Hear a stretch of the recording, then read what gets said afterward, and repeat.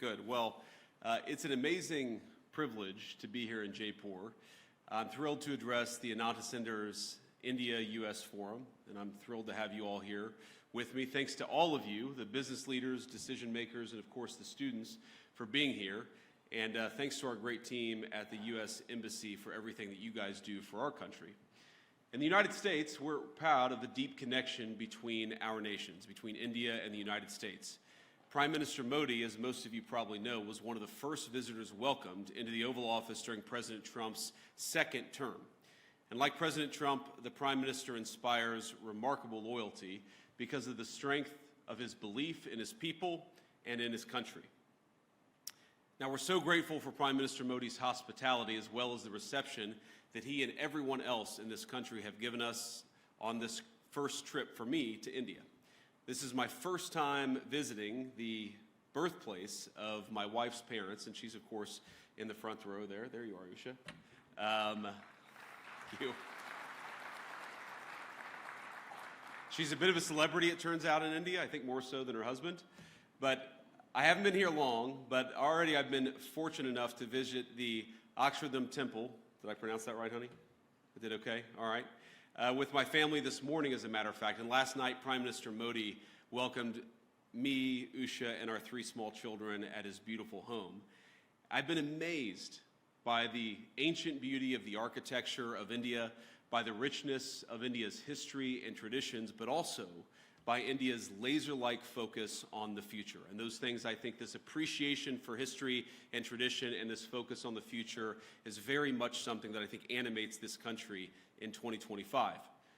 Now, in other countries I've visited, it sometimes feels like there's a flatness, a saneness, a desire to just be like everyone else in the world. But it's different here. There's a vitality to India, a sense of infinite possibility, of new homes to be built, new skylines to be raised, and lives to be enriched. And there's a pride in being Indian, a feeling of excitement about the days that lie ahead. Now, it's a striking contrast with too many in the West, where some in our leadership class seem stricken by self-doubt and even fear of the future. To them, humanity is always one bad decision away from catastrophe. The world will soon end, they tell us, because we're burning too much fuel, or making too many things, or having too many children. And so, rather than invest in the future, they too often retreat from it. Some of them pass laws that force their nations to use less power.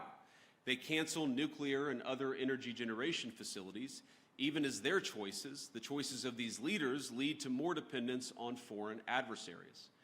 Meanwhile, their message to their friends, to countries like India, is to tell them that they're not allowed to grow. Well, President Trump rejects these failed ideas. He wants America to grow, he wants India to grow, and he wants to build the future with our partners all over the globe.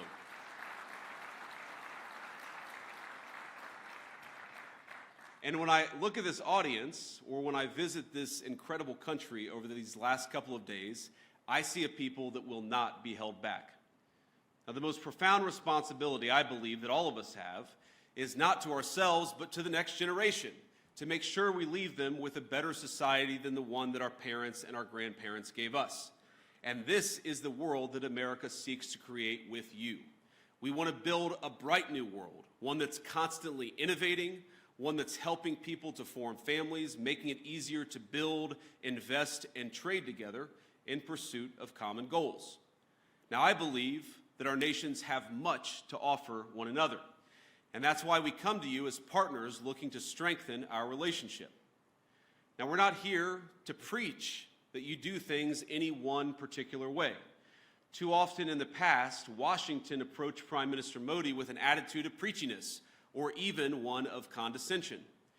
Prior administrations saw India as a source of low-cost labor on the one hand, even as they criticized the Prime Minister's government, arguably the most popular in the democratic world. And as I told Prime Minister Modi last night, he's got approval ratings that would make me jealous.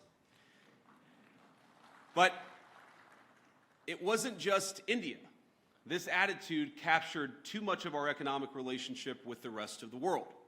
So we shipped countless jobs overseas, and with them our capacity to make things. from furniture, appliances, and even weapons of war.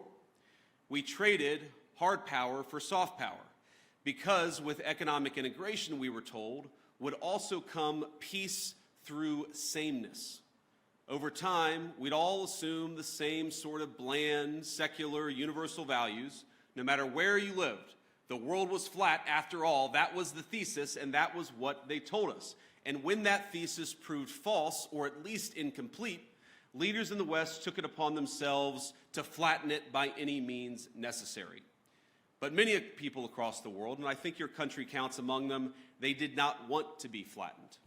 Many were proud of where they came from, their way of life, the kind of jobs they worked, and the kind of jobs their parents worked before them. And that very much includes people in my own country, the United States of America. Now, some of you are aware of my own background. I actually didn't plan to talk about my background at all until last night at dinner while my children mostly behaved. We gave an A- for behavior with the Prime Minister. The Prime Minister said, I have one request. I want you to talk a little bit about your background. And so I wanted to do that. For those of you who don't know anything about me, I wanted to talk about it. I come from, and I'm biased, the greatest state in the Union, the state of Ohio, a longtime manufacturing powerhouse in the United States of America. My home specifically is a place called Middletown. Now, it's not a massive city by any means. It's not Jaipur, but it's a decent-sized town and a place where people make things, which has been a point of pride in Middletown for generations. It's filled with families like my own, some of whom called us hillbillies, Americans who came down from the surrounding hills and mountains of West Virginia, Tennessee, and Kentucky to cities like Middletown in pursuit of the manufacturing jobs that were creating widespread prosperity for families all across America. They came to Middletown in search of what we call back home the American dream. In Middletown, my parents raised me. My grandparents raised me. They taught us to work hard, they taught me to study hard, and they taught me to love God and my country and always be good to your own. My granddad, who I called Papaw growing up, he typified that. Late into life, he worked as a steelmaker at the local mill, and I know India has a lot of those. Papaw's job gave him a good wage, stable hours, and a generous pension. All that allowed him to support not just him and my grandmother, but his own daughter and grandkids with him. Now, by the time I came around, money was awfully tight, but he worked hard to make a good living for all of us. Now, I know Papaw and Mamaw were grateful for the way of life their country made possible. Their generation bore witness to the formation of America's great middle class. And by creating an economy centered around production, around workers who build things, and around the value of their labor, our nation's leaders then transformed their country and made thousands of little Middletowns possible. The government supported its labor force. We created incentives for productive industries to take root and struck good deals with international partners to sell the goods made in the United States of America. But as America settled into world historic prosperity it generated, our leaders began to take that very prosperity and what created it for granted. They forgot the importance of building, of supporting productive industry, of striking fair deals, and of supporting our workers and their families. And as time went on, we saw the consequences. In my hometown, factories left, jobs evaporated, America's middle towns ceased to be the lifeblood of our nation's economy. And the United States, as it became transformed, those very people, the working class, the background of the United States of America, were dismissed as backwards for holding on to the values their people had held dear for generations. Now, Middletown's story is my story, but it's hardly unusual in the United States of America. There are tens of millions of Americans who, over the last 20 or so years, have woken up to what's happening in our nation. But I believe they woke up well before it's too late. Now, like you, we want to appreciate our history, our culture, our religion. We want to do commerce and strike good deals with our friends. We want to found our vision of the future upon the proud recognition of our heritage rather than self-loathing and fear. I work for a president who has long understood all of this, whether through fighting those who seek to erase American history or in support of fair trade deals abroad. He has been consistent on these issues for decades. And as a result, under the Trump administration, America now has a government that has learned from the mistakes of the past. It's why President Trump cares so deeply about protecting the manufacturing economy that is the lifeblood of American prosperity and making sure America's workers have opportunities for good jobs.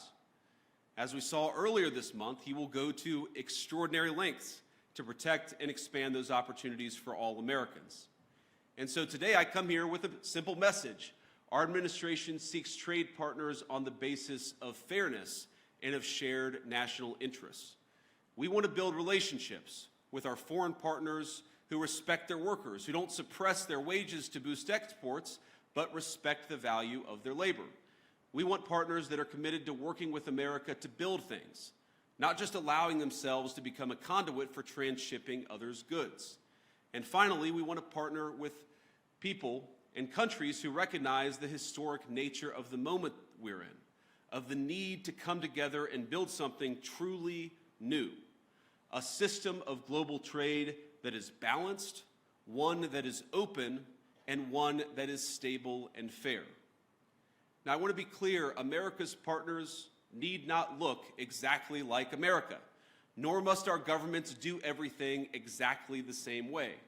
But we should have some common goals, and I believe here in India we do, in both economics and in national security. And that's why we're so excited. That's why I'm so excited to be here today. In India, America has a friend, and we seek to strengthen the warm bonds our great nations already share. Now, critics have attacked my president, President Trump, for starting a trade war in an effort to bring back the jobs of the past, but nothing could be further from the truth. He seeks to rebalance global trade so that America, with friends like India, can build a future worth having for all of our people together. And when President Trump and Prime Minister Modi announced in February that our countries aim to more than double our bilateral trade to $500 billion by the end of the decade, I know that both of them meant it. And I'm encouraged by everything our nations are doing to get us there. As many of you are aware, both of our governments are hard at work on a trade agreement built on shared priorities, like creating new jobs, building durable supply chains, and achieving prosperity for our workers. In our meeting yesterday, Prime Minister Modi and I made very good progress on all of those points. And we were especially excited to formally announce that America and India have officially finalized the terms of reference for the trade negotiation. I think this is a vital step. Thank you.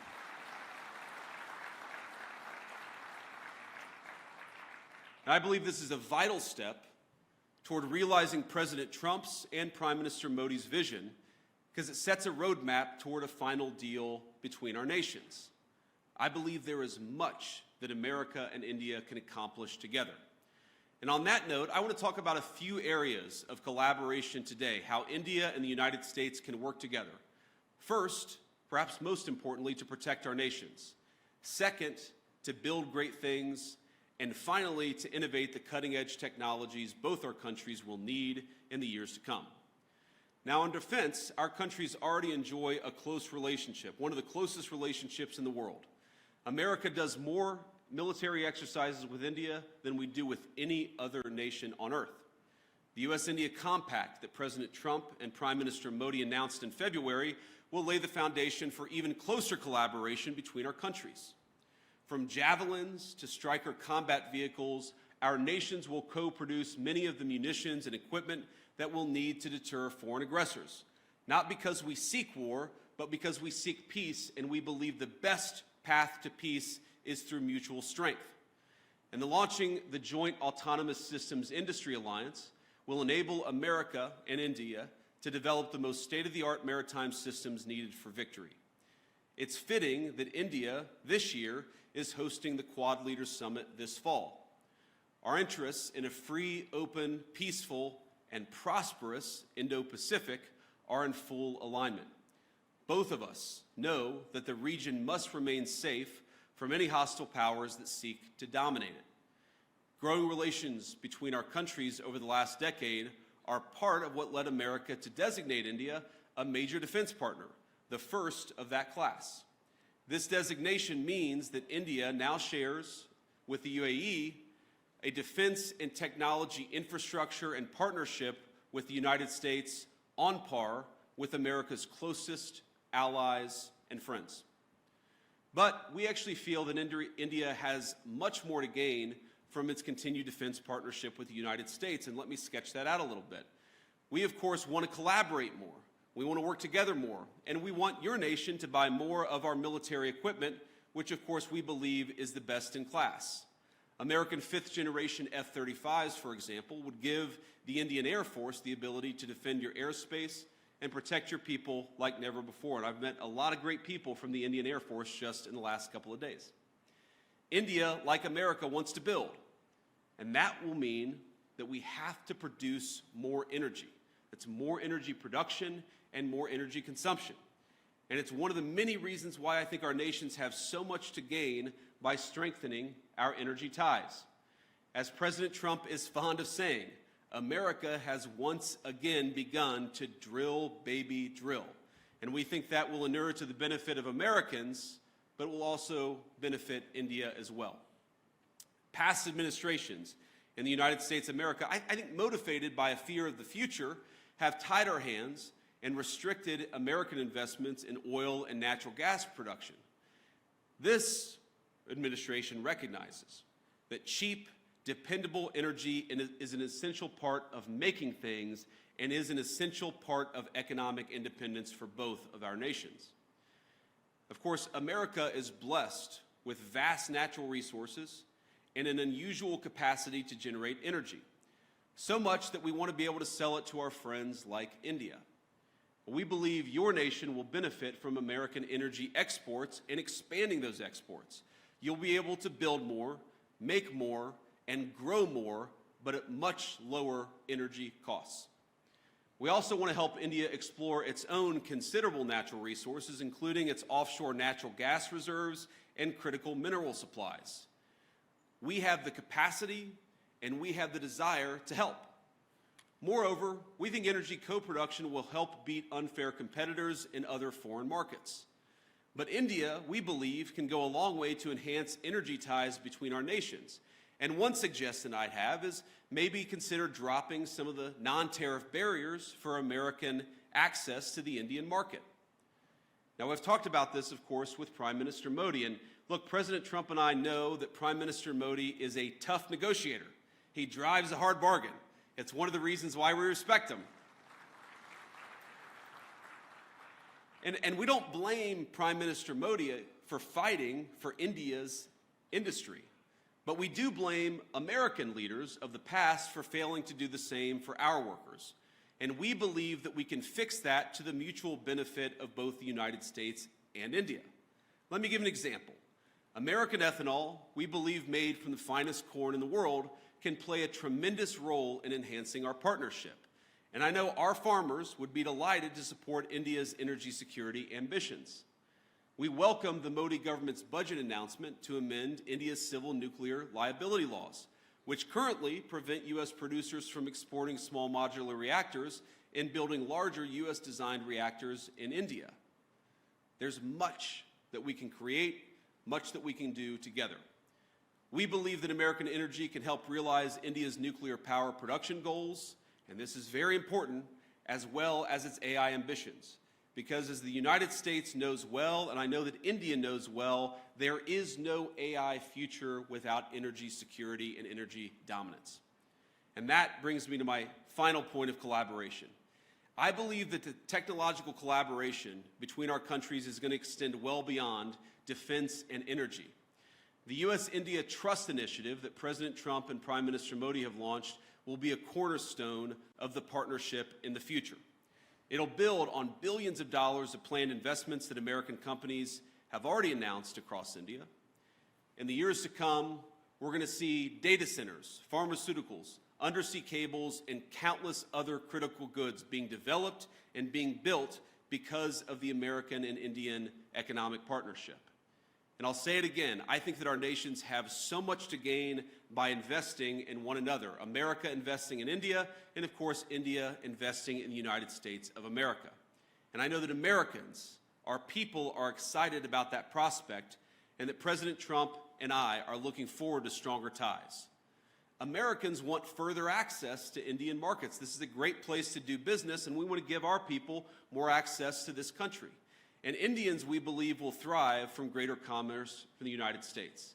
This is very much a win-win partnership. It certainly will be far into the future. And as I know this audience knows better than most, neither Americans nor Indians are alone in looking to scale up their manufacturing capacity. The competition extends well beyond cheap consumer goods and into munitions, energy, infrastructure, and all sorts of other cutting-edge technologies. I believe that if our nations fail to keep pace, the consequences for the Indo-Pacific, but really the consequences for the entire world, will be quite dire. And this, again, is where India and the United States have so much to offer one another. We've got great hardware, the leading artificial intelligence hardware in the world. You have one of the most exciting startup technology infrastructures anywhere in the world. There's a lot to be gained by working together. And this is why President Trump and I both welcome India's leadership in a number of diplomatic organizations, but of course in the Quad. We believe a stronger India means greater economic prosperity, but also greater stability across the Indo-Pacific, which is of course a shared goal for all of us in this room, and is a shared goal for both of our countries. Now, I want to close with one last story, or maybe a couple of stories. So, you know, my son Ewan is 7 years old. He's our firstborn son. And yesterday, after we had dinner at the Prime Minister's house, the food was so good, and the Prime Minister was so kind to our three children, that Ewan came up to me afterwards and he said, "Dad, you know, I think maybe I could live in India." But I think after about 90 minutes in the Jaipur sun today at the Great Palace, he suggested that maybe we should move to England. So you take the good with the bad here. But I want to talk about Prime Minister Modi because I think he's a special person. I first met Prime Minister Modi at the AI Action Summit in February, and we had a lot of important discussions on AI and other policies to prepare for. The Prime Minister also managed to figure out that my son Vivek was actually turning 5 years old on the trip. This was in Paris just a couple of months ago. So think about this. Amid a huge international policy conference, he took the time to stop by where I was staying, wish our second son, Vivek, a happy birthday, and even bring him a gift. Ush and I were both genuinely touched by his graciousness, and we've been even more impressed by his warmth since we arrived in India. Now, it's interesting. Some of you may know that when you're a politician, your kids spend almost as much time in the limelight as you do, and the great things about kids is they are brutally honest. They're brutally honest with everybody, whether you want them to be or not. And our 7-year-old, our 5-year-old, and then our 3-year-old baby girl, Mirabelle, it's interesting. They have only really attached themselves to, they've only really liked, I should say, they've only really built a rapport with two world leaders. The first, of course, is President Trump. He just has a certain energy about him. But Prime Minister Modi, it's the exact same thing. Our kids just like him. And I think that because kids are such good, strong of characters, I just like Prime Minister Modi too. And I think it's a great foundation for the future of our relationship. I could tell when Prime Minister Modi came over a couple of months ago, and I believe today that he is a serious leader who has thought deeply about India's future prosperity and security, not just for the rest of his time in office, but over the next century. And I want to end by making a simple, overarching point. We are now officially 1/4 into the 21st century, 25 years in 75 years to go. And I really believe that the future of the 21st century is going to be determined by the strength of the United States-India partnership. I believe, thank you. I believe that if India and the United States work together successfully, we are going to see a 21st century that is prosperous and peaceful. But I also believe that if we fail to work together successfully, the 21st century could be a very dark time for all of humanity.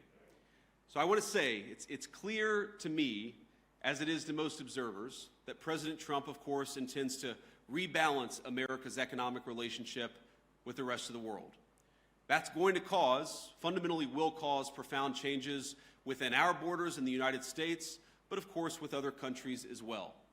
But I believe that this rebalancing is going to produce great benefits for American workers.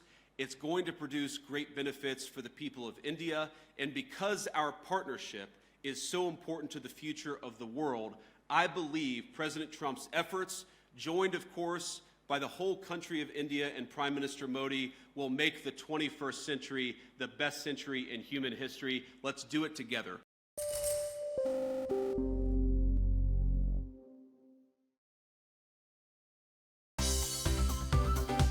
Well, thanks so much for tuning in to CNBC-TV18. Make sure you follow us and stay updated on all our social media platforms.